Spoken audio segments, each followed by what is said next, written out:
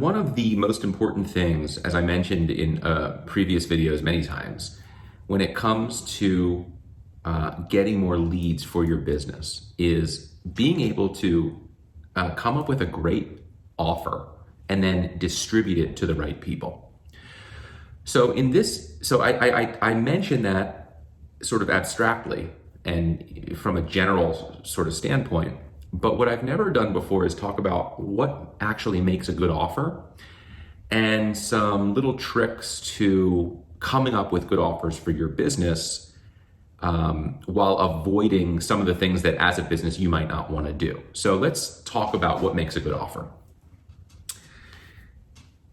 30,000 foot view, a good offer, just like in The Godfather, is an offer someone can't refuse. And I know that sounds like, yeah, how am I going to do that? I can't hold the guy at gunpoint, and that's true, and that's a good thing that you can't. But what you can do is you can come up with something that is so attractive to people that are in the market for what you're selling that they just gotta have it. And here's the thing. When people first start thinking about offers, they tend to immediately think about something that they can discount and discount heavily. And then it's very common to kind of say to yourself, well, you know, I got to start discounting my products or my services. And now I'm just basically working for less money. I've just made my stuff worth less because people are now paying half price for it. Maybe you don't have the margins to justify that. Or maybe you just don't want to be a business that starts discounting its products and services very heavily. And that's completely understandable. So there are some things to think about. Number one, if you're a business that is open to discounting your products or services, think about it not in terms of that one-off sale that you're making, but the lifetime value of getting a new customer who you can delight with your products or services. So let's use a car wash, for instance. Okay, let's say you own a local car wash and you want to use marketing and use good offers to get more people to use your car wash or your detailing services, for instance. So if your detailing services are $150, let's say, for one of the detail things, or $100 or whatever it is, you could run an amazing deal where you do detailing for $67, okay? Something that is really affordable and cheaper than anywhere else and the whole 9 yards. Now, if that service that you offer that person at that discounted price might break even for you, you know, when it comes to paying for labor and supplies and to keep the lights on and all the overhead.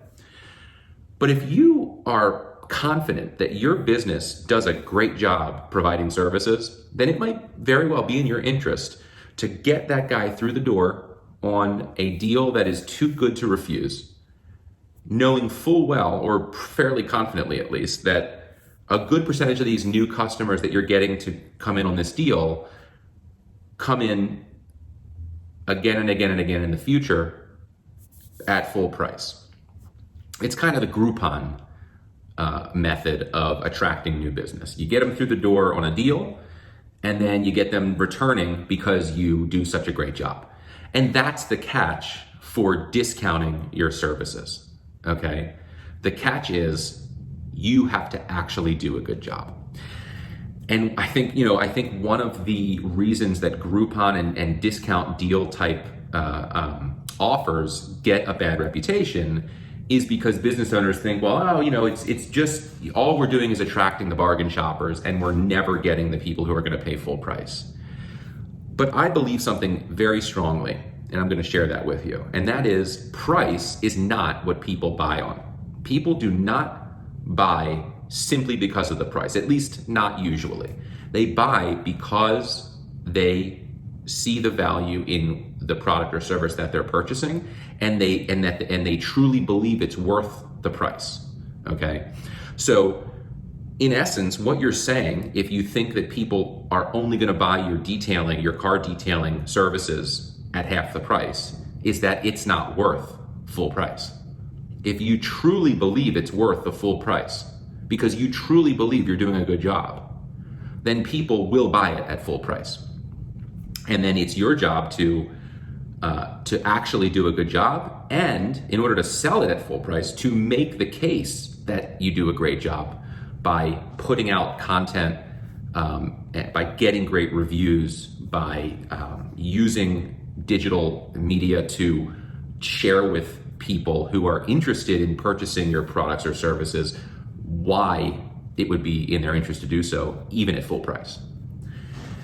So that's the discount game. You really got to think about the lifetime value of getting a new customer, and you actually have to be great at what you do. So if you are a small business and you think you are actually awesome at providing a particular service or product, then you may very well have a ton of success with steep discounts in order to get people through the door, provided you provide a service or product that requires or that warrants multiple purchases in the future, so that the lifetime value of your client is more than just that one visit.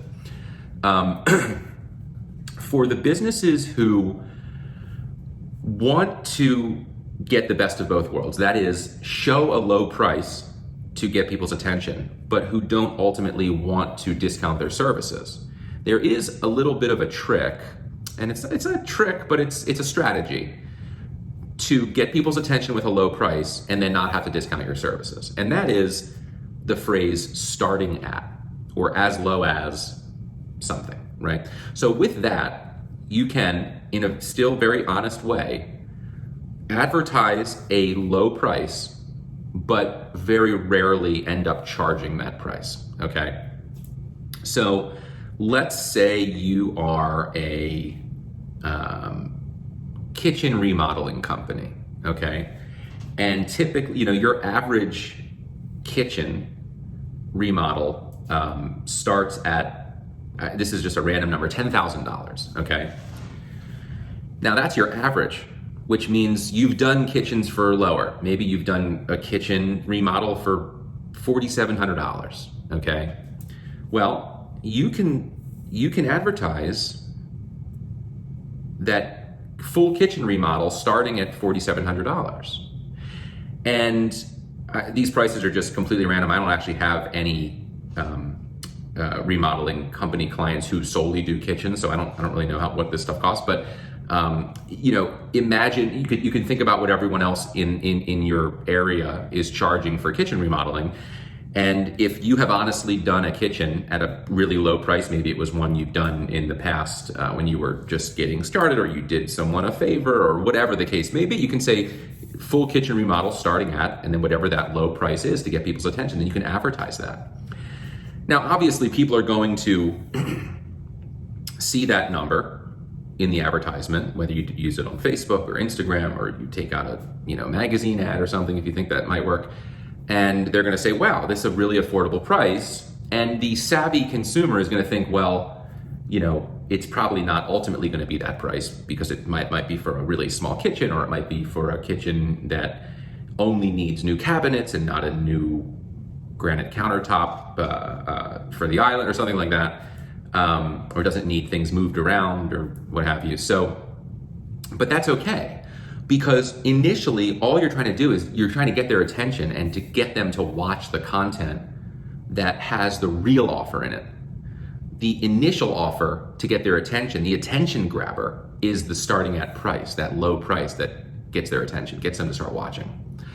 But if you do it right, in the video ad that you're running on Facebook or Instagram, the real offer is you making the case that you do kitchen remodeling better than anyone else. You use the best materials, you have the best workers, you as the owner actually go to all of the jobs to check up on things, to make sure things are moving at the right speed, and you're hitting your schedules, and you're not making mistakes, and you're doing it right the first time, and everything that, basically you make a list of everything that people hate about kitchen remodelers, and you make sure that you address those in the video. And that's the real offer.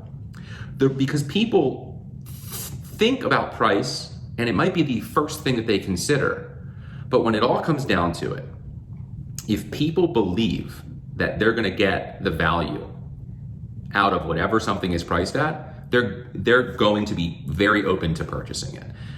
And in many, many, many cases, if you make the case that you are actually better than a competitor, you could charge more money than your competitors, and the offer that you're putting forward is still better than the cheaper one that your competitor is putting forward, because people believe the value and they trust the value. So the whole paradox, if that's even the right word, to this thing is that an offer that someone can't refuse might start on price, but the price could actually be higher than your competitors if people believe that your offer includes a product or service that is simply better than your competitors. So essentially, when you're thinking of a good offer, and there are other ways to come up with offers, but I think these are some really great ones to start. It's either a reduced price to get people through the door, or a starting at price to get people's attention. And in both cases, you just need to actually do a great job. That's the only catch, is that you have to actually be a good business and you have to be awesome at what you do. So let me tell you a little story. I have two gas ventless fireplaces in my house. And we moved in, several months ago, and we haven't used the fireplaces yet. Number one, because it was summer, but number two, when we tested them when we moved in, the whole house smelled like gas, or we thought it was gas, and we were just afraid to use it. So we got in touch with the guy whose company it is who installed these fireplaces, and we wanted him to just come out and make sure things were okay, and whatever, just to make sure that we weren't poisoning ourselves by turning these fireplaces on. So the guy, his name is Jim, came to the house. This was just yesterday, actually. And nicest guy in the world, okay? The moment I met him, it was just a warm, good feeling, okay? And he followed through the entire time with just an amazing service. So he answered all of our questions. He was patient. He spent 2 hours here just talking to us and teaching us about fireplaces. He taught me how to use them properly, how to turn them on and off, and actually light and unlight the pilot light and all that kind of stuff. And we talked about the fiberglass fake logs that are inside, and the fact that they give off an odor when the flames hit them and they combust, so to speak. And we tested the carbon monoxide levels in the house, and they were non-existent when the fireplaces were on. And just overall, the experience was fabulous. Okay, he provided a truly great service. If I ever meet anyone who needs a fireplace installed, that's the guy I'm telling them to call. It's not even a question. Okay. So if Jim were to, if Jim wanted more business and he wanted to get really busy and grow his business, and I'm not sure, we didn't actually talk about that, but he would be a great candidate for a starting at price, or, well, I would say a starting at price, because typically when someone buys a fireplace, they don't buy another one a month later. It's not like detailing your car. So a starting at price for his services, for installation and whatever the case may be. And he would be able to justify his ultimate price by providing an amazing service like he does, and also communicating the fact that it is an amazing service and that it is worth the amount of money he charges by putting out content and using ads and digital media to make that case. And that's exactly what small business owners should be doing in order to put forward their offer, which is really their case for why you should hire them, and not someone else. So again, to reiterate, the trick to getting more leads with great offers, and the trick to creating great offers, is to first get your affairs in order, get your business in order. Make sure you're actually good at what you do. you know? And I know that could be kind of sound a little confrontational, like, are you actually a good roofer? But if you're not, you're just not going to be successful. So the first thing you should do is make sure your business is rock solid and the services you provide are rock solid and the people that pick up the phone in your office are awesome and friendly and the workers that come to the house are friendly and efficient and clean and polite, and they show up on time, they clean up after themselves, they just, anything that pertains to your particular business. You want it to be rock solid, you want it to be better than your competitors, because ultimately the offer is the money you pay me will be better spent than if you pay someone else. So those are my how to come up with an offer tips for today. I hope you found this video useful, or if you're listening to this as a podcast, I hope you found the podcast useful and helpful. As always, you can reach me by going to mignona.com, minyona.com. My name is Michael Mignona, and reach out, let me know what you think. If you have ideas for offers for your business and you're wondering how to get those in front of the right people, well, that's exactly what I do. And I can help you distribute that using Facebook and Instagram advertising, which is really, really powerful. And also Google advertising, search advertising, but also display so that you show up on websites with your banners and pictures and things like that.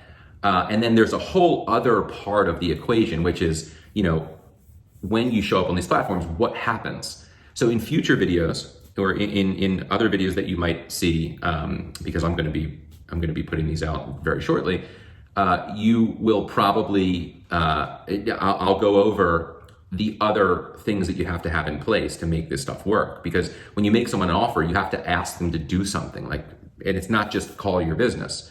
You might want them to get a coupon or redeem whatever it is that offer entails, and you want to be able to track them and market to them and get their email address and have it go into a system and have it alert the right people on your team that your lead came in so that you can follow up. So there's all this stuff to do, and I'll go over it on other videos. But for now, this was about offers, how to come up with them, two really powerful ones, and ultimately the real thing that you need to do first, which is make sure your business is amazing and that you provide an amazing service. So again, I hope this was helpful. Reach out if you need me. I'm here to help. See you later.